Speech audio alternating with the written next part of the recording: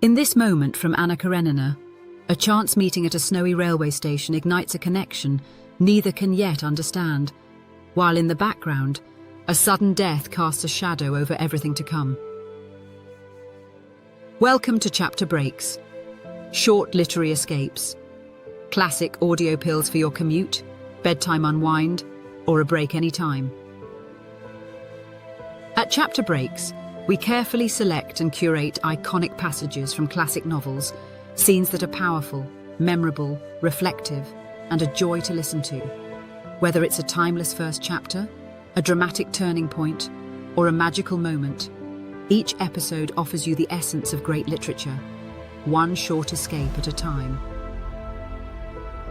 This chapter break is Anna Karenina by Leo Tolstoy, 1878. Part 1, Chapters 16 to 18. The first meeting and a warning. A brief introduction before listening to the chapter. As Vronsky moves through Moscow society, lightly and carelessly entangled in Kitty's affections, he remains unaware of the quiet consequences of his charm. What seems to him a harmless pleasure already carries unseen weight. But everything shifts at the railway station. There, in the cold air and restless movement of arrival, Vronsky encounters Anna Karenina for the first time. In a single glance, something unspoken passes between them. A spark at once gentle and unsettling, impossible to name, impossible to ignore. Moments later, the atmosphere fractures. A railway worker is crushed beneath the train, a sudden brutal death that shocks all who witness it. While others recoil, Vronsky acts with composed generosity. Anna, however, is deeply shaken. "It's an omen of evil," she says. Between attraction and foreboding, Tolstoy sets the tone for one of literature's most powerful tragedies. A chance meeting, a fleeting smile, a shadow cast across the future. This episode captures Tolstoy at his most subtle and prophetic, where destiny begins quietly, almost imperceptibly, and yet nothing that follows can escape it. We are about to step onto a winter platform where lives cross for the first time, and where already something irreversible has begun. Now let's open the page together. Your chapter break begins now. Chapter 16. Vronsky had never had a real home life. His mother had been in her youth a brilliant society woman, who had had during her married life, and still more afterwards, many love affairs notorious in the whole fashionable world.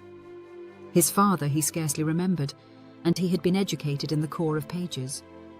Leaving the school very young as a brilliant officer, he had at once got into the circle of wealthy Petersburg army men. Although he did go more or less into Petersburg society, his love affairs had always hitherto been outside it. In Moscow he had for the first time felt, after his luxurious and coarse life at Petersburg, all the charm of intimacy with a sweet and innocent girl of his own rank who cared for him. It never even entered his head that there could be any harm in his relations with Kitty. At balls he danced principally with her. He was a constant visitor at their house. He talked to her as people commonly do talk in society, all sorts of nonsense, but nonsense to which he could not help attaching a special meaning in her case.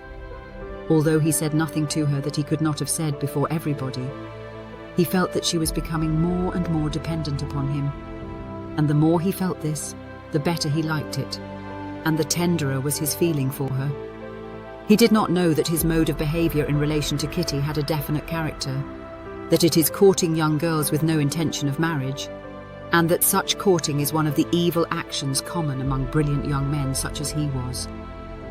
It seemed to him that he was the first who had discovered this pleasure, and he was enjoying his discovery.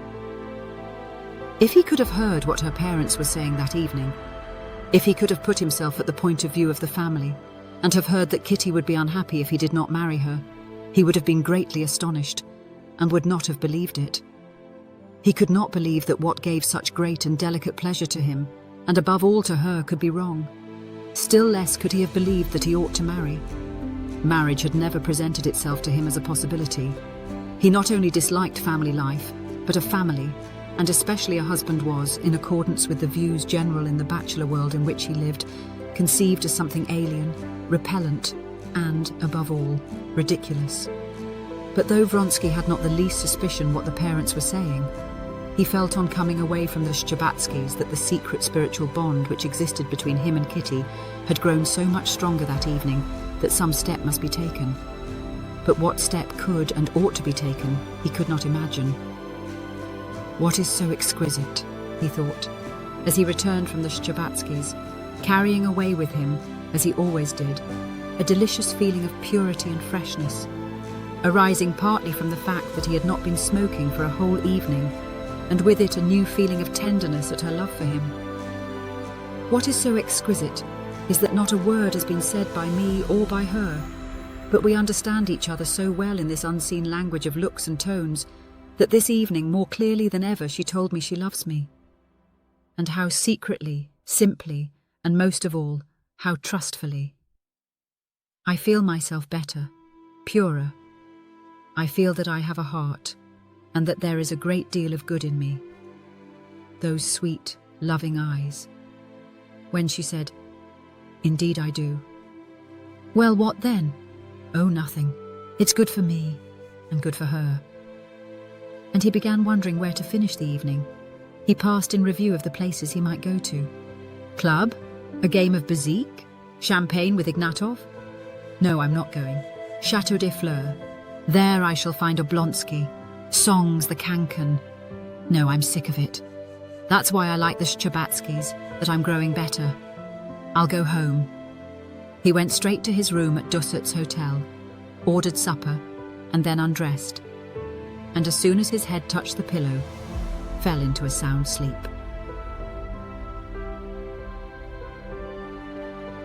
Chapter 17. Next day, at 11 o'clock in the morning, Vronsky drove to the station of the Petersburg Railway to meet his mother. And the first person he came across on the great flight of steps was Oblonsky, who was expecting his sister by the same train. "Ah, Your Excellency!" cried Oblonsky. "Whom are you meeting?" "My mother," Vronsky responded, smiling, as everyone did who met Oblonsky. He shook hands with him, and together they ascended the steps. "She is to be here from Petersburg today. I was looking out for you till 2 o'clock last night. Where did you go after the Szczebatskys?" "Home," answered Vronsky. "I must own I felt so well content yesterday after the Szczebatskys that I didn't care to go anywhere. I know a gallant steed by token sure, and by his eyes I know a youth in love," declaimed Stepan Arkadyevitch, just as he had done before to Levin. Vronsky smiled with a look that seemed to say that he did not deny it, but he promptly changed the subject. "And whom are you meeting?" he asked. I've come to meet a pretty woman," said Oblonsky. "You don't say so." "Honi soit qui mal y pense, my sister Anna." "Ah, that's Madame Karenina," said Vronsky. "You know her, no doubt?" "I think I do, or perhaps not. I really am not sure," Vronsky answered heedlessly, with a vague recollection of something stiff and tedious evoked by the name Karenina. "But Alexei Alexandrovitch, my celebrated brother-in-law, you surely must know. All the world knows him. I know him by reputation and by sight. I know that he's clever, learned, religious somewhat. But you know that's not in my line," said Vronsky in English. "Yes, he's a very remarkable man, rather a conservative, but a splendid man," observed Stepan Arkadyevitch. "A splendid man." "Oh, well, so much the better for him," said Vronsky, smiling. "Oh, you've come," he said, addressing a tall old footman of his mother's, standing at the door. "Come here." Besides the charm Oblonsky had in general for everyone, Vronsky had felt of late specially drawn to him by the fact that in his imagination he was associated with Kitty. "Well, what do you say? Shall we give a supper on Sunday for the diva?" he said to him with a smile, taking his arm. "Of course, I'm collecting subscriptions." "Oh, did you make the acquaintance of my friend Levin?" asked Stepan Arkadyevitch. "Yes, but he left rather early." "He's a capital fellow," pursued Oblonsky, "isn't he?" "I don't know why it is," responded Vronsky. "In all Moscow people, present company of course excepted," he put in jestingly. "There's something uncompromising. They're all on the defensive, lose their tempers, as though they all want to make one feel something." "Yes, that's true, it is so," said Stepan Arkadyevitch, laughing good-humouredly. "Will the train soon be in?" Vronsky asked a railway official. "The train signalled," answered the man. The approach of the train was more and more evident by the preparatory bustle in the station, the rush of porters, the movement of policemen and attendants, and people meeting the train. Through the frosty vapour could be seen workmen in short sheepskins and soft felt boots crossing the rails of the curving line. The hiss of the boiler could be heard on the distant rails, and the rumble of something heavy. "No," said Stepan Arkadyevitch, who felt a great inclination to tell Vronsky of Levin's intentions in regard to Kitty. "No, you've not got a true impression of Levin. He's a very nervous man, and is sometimes out of humour, it's true. But then he is often very nice. He's such a true, honest nature, and a heart of gold. But yesterday, there were special reasons," pursued Stepan Arkadyevitch with a meaning smile, totally oblivious of the genuine sympathy he had felt the day before for his friend, and feeling the same sympathy now, only for Vronsky. "Yes, there were reasons why he could not help being either particularly happy or particularly unhappy." Vronsky stood still and asked directly, "How so? Do you mean he made your belle-sœur an offer yesterday?" "Maybe," said Stepan Arkadyevitch. "I fancied something of the sort yesterday. Yes, if he went away early and was out of humour too, it must mean it. He's been so long in love, and I'm very sorry for him." "So that's it. I should imagine, though, she might reckon on a better match," said Vronsky, drawing himself up and walking about again. "Though I don't know him, of course," he added. "Yes, that is a hateful position. That's why most fellows prefer to have to do with Claras. If you don't succeed with them, it only proves that you've not enough cash, but in this case one's dignity's at stake. But here's the train." The engine had already whistled in the distance. A few instants later the platform was quivering, and with puffs of steam hanging low in the air from the frost, the engine rolled up, with the lever of the middle wheel rhythmically moving up and down, and the stooping figure of the engine driver covered with frost. Behind the tender, setting the platform more and more slowly swaying, came the luggage van with a dog whining in it. At last the passenger carriages rolled in, oscillating before coming to a standstill. A smart guard jumped out, giving a whistle, and after him one by one the impatient passengers began to get down, an officer of the guards holding himself erect and looking severely about him, a nimble little merchant with a satchel, smiling gaily, a peasant with a sack over his shoulder. Vronsky, standing beside Oblonsky, watched the carriages and the passengers, totally oblivious of his mother. What he had just heard about Kitty excited and delighted him. Unconsciously he arched his chest, and his eyes flashed. He felt himself a conqueror.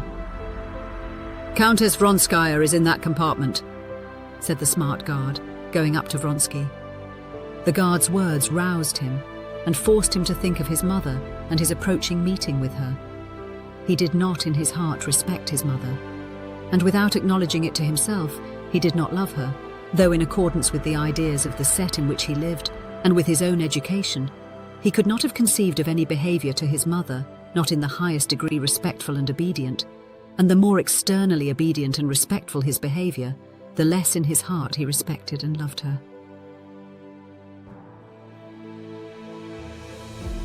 Chapter 18. Vronsky followed the guard to the carriage, and at the door of the compartment he stopped short to make room for a lady who was getting out. With the insight of a man of the world, from one glance at this lady's appearance, Vronsky classified her as belonging to the best society. He begged pardon and was getting into the carriage, but felt he must glance at her once more. Not that she was very beautiful, not on account of the elegance and modest grace which were apparent in her whole figure, but because in the expression of her charming face, as she passed close by him, there was something peculiarly caressing and soft. As he looked round, she too turned her head.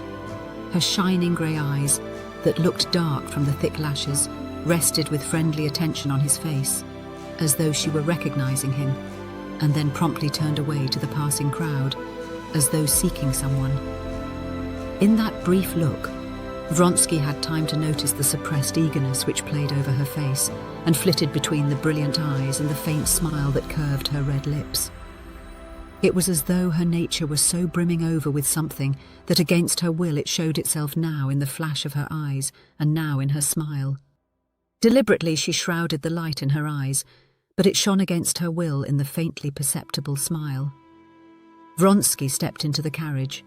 His mother, a dried-up old lady with black eyes and ringlets, screwed up her eyes, scanning her son, and smiled slightly with her thin lips. Getting up from the seat and handing her maid a bag, she gave her little wrinkled hand to her son to kiss, and lifting his head from her hand, kissed him on the cheek. "You got my telegram?" "Quite well, thank God." "You had a good journey?" said her son, sitting down beside her, and involuntarily listening to a woman's voice outside the door. He knew it was the voice of the lady he had met at the door. "All the same, I don't agree with you," said the lady's voice. "It's the Petersburg view, madame." "Not Petersburg, but simply feminine," she responded. "Well, well, allow me to kiss your hand."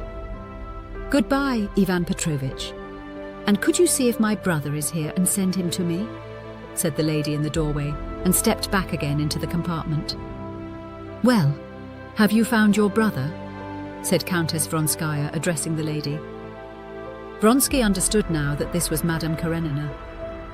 "Your brother is here," he said, standing up. "Excuse me, I did not know you, and indeed our acquaintance was so slight," said Vronsky, bowing, "that no doubt you do not remember me." "Oh no," said she. "I should have known you because your mother and I have been talking, I think, of nothing but you all the way." As she spoke, she let the eagerness that would insist on coming out show itself in her smile. "And still no sign of my brother?" "Do call him, Alexei," said the old countess. Vronsky stepped out onto the platform and shouted, "Oblonsky, here!"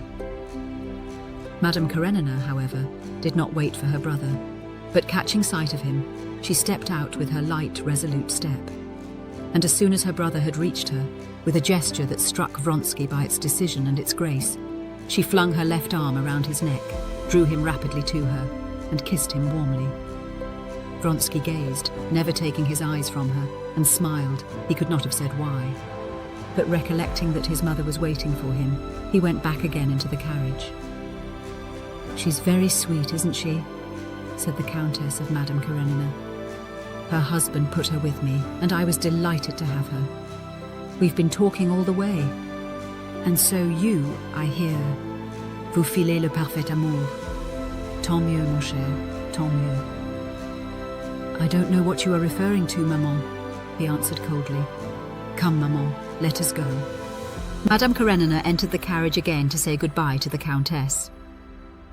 "Well, Countess, you have met your son, and I my brother," she said, "and all my gossip is exhausted. I should have nothing more to tell you." "Oh no," said the Countess, taking her hand. "I could go all around the world with you and never be dull. You are one of those delightful women in whose company it's sweet to be silent as well as to talk. Now please don't fret over your son. You can't expect never to be parted." Madame Karenina stood quite still, holding herself very erect, and her eyes were smiling. "Anna Arkadyevna," the Countess said in explanation to her son, "has a little son 8 years old, I believe, and she has never been parted from him before, and she keeps fretting over leaving him." "Yes, the Countess and I have been talking all the time, I of my son and she of hers," said Madame Karenina, and again a smile lighted up her face, a caressing smile intended for him. "I am afraid that you must have been dreadfully bored," he said, promptly catching the ball of coquetry she had flung him. But apparently she did not care to pursue the conversation in that strain, and she turned to the old Countess. "Thank you so much. The time has passed so quickly. Goodbye, Countess." "Goodbye, my love," answered the Countess. "Let me have a kiss of your pretty face. I speak plainly at my age, and I tell you simply that I've lost my heart to you." Stereotyped as the phrase was, Madame Karenina obviously believed it and was delighted by it. She flushed, bent down slightly, and put her cheek to the Countess's lips, drew herself up again, and with the same smile fluttering between her lips and her eyes, she gave her hand to Vronsky. He pressed the little hand she gave him and was delighted, as though at something special, by the energetic squeeze with which she freely and vigorously shook his hand. She went out with the rapid step which bore her rather fully developed figure with such strange lightness. "Very charming," said the Countess. That was just what her son was thinking. His eyes followed her till her graceful figure was out of sight, and then the smile remained on his face. He saw out of the window how she went up to her brother, put her arm in his, and began telling him something eagerly, obviously something that had nothing to do with him, Vronsky. And at that he felt annoyed. "Well, maman, are you perfectly well?" he repeated, turning to his mother. "Everything has been delightful. Alexander has been very good, and Marie has grown very pretty. She's very interesting." And she began telling him again of what interested her most.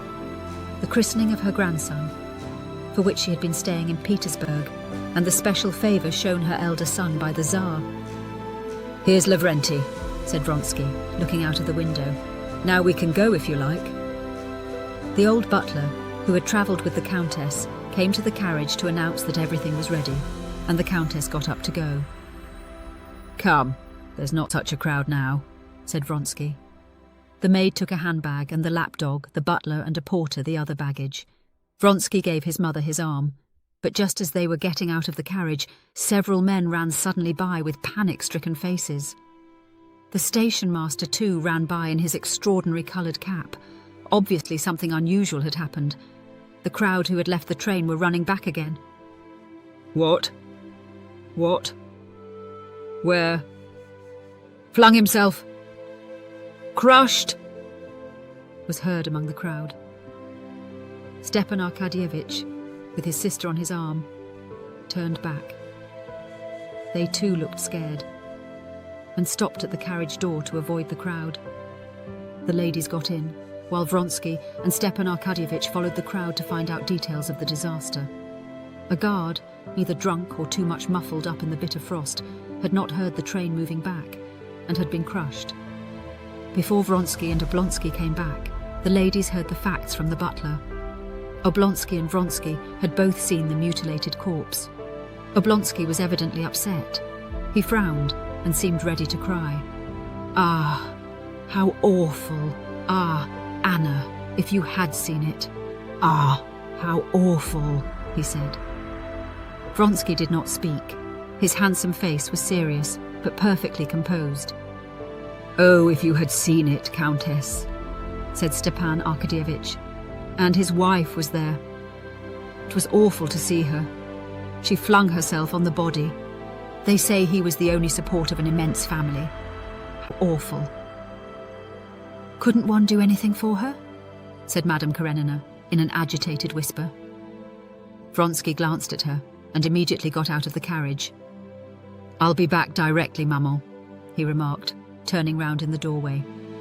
When he came back a few minutes later, Stepan Arkadyevitch was already in conversation with the Countess about the new singer, while the Countess was impatiently looking towards the door, waiting for her son. "Now, let us be off," said Vronsky, coming in. They went out together. Vronsky was in front with his mother. Behind walked Madame Karenina with her brother. Just as they were going out of the station master overtook Vronsky. "You gave my assistant 200 rubles. Would you kindly explain for whose benefit you intend them?" "For the widow," said Vronsky, shrugging his shoulders.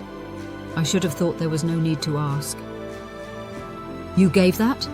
cried Oblonsky, behind, and pressing his sister's hand, he added, very nice.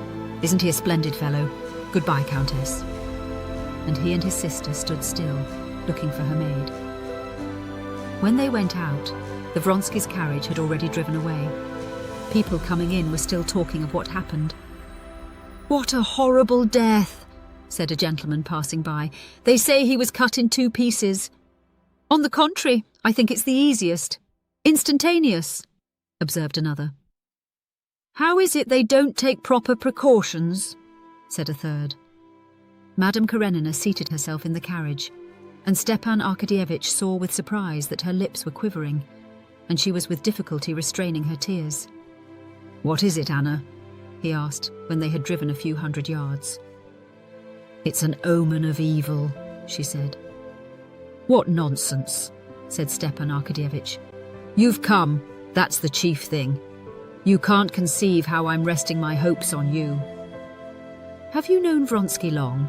She asked. Yes. You know we're hoping he will marry Kitty. Yes, said Anna softly.